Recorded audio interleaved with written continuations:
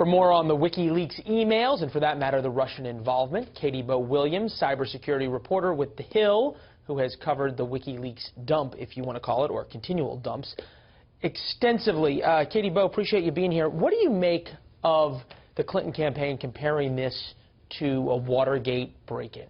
Well, what the Clinton campaign is doing here is really echoing some of the concerns that I'm hearing from some of my sources in the security research community, which is that the Russian government is using... You say your sources, nonpartisan sources?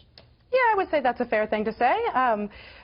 You have a foreign government that is using WikiLeaks as a tool, some would say a weapon to influence public opinion.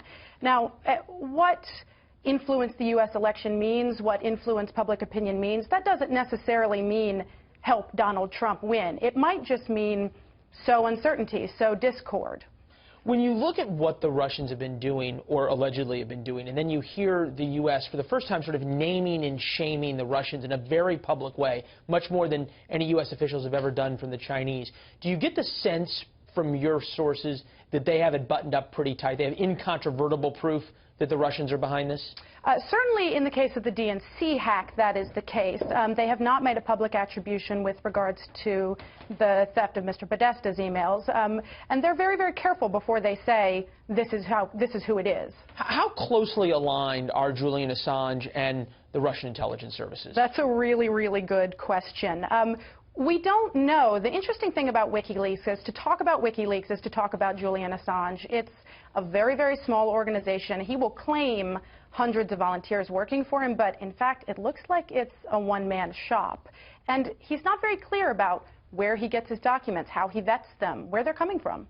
Well, and to that point, we have not heard the Clinton campaign confirm or deny the John Podesta emails. So we don't know if it's Julian Assange in the bottom of the Ecuadorian embassy in London, sort of adding in a little color here and there, or if it's a true recitation of private emails. I mean, you're getting at the heart of this issue, which is, are these emails authentic, or have they been doctored in some way? And with no insight into how he vets his documents, there's really no way to know that. As you've been up on the Hill and you've been talking to folks, do you get the sense that there is as much interest in the WikiLeaks emails as there is, for example, in the Donald Trump accusations? Because when you watch the network news, and I know that the Hill did a big piece on this, it's like a 1-to-30 ratio between accusations versus Donald Trump and WikiLeaks.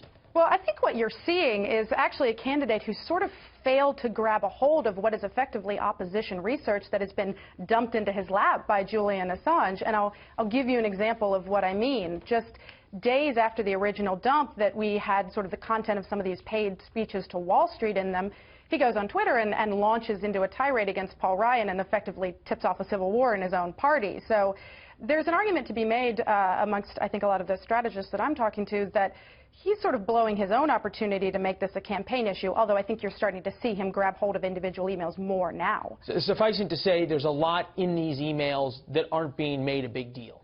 I think they're being reported on, and I think you are seeing individual stories on content of the emails, but it's really incumbent upon the candidate himself to raise it to the level of a campaign issue. Yeah, and we haven't certainly seen that necessarily from Trump surrogates in terms of hitting on each individual issue, although Trump on the stump today in New Hampshire talked a little bit about the issue of Hillary Clinton allegedly getting one question in advance in a town hall, those kinds of things. Katie Bowe, appreciate your work. Come back when you have a scoop. Yep. Thank you, ma'am. Thanks.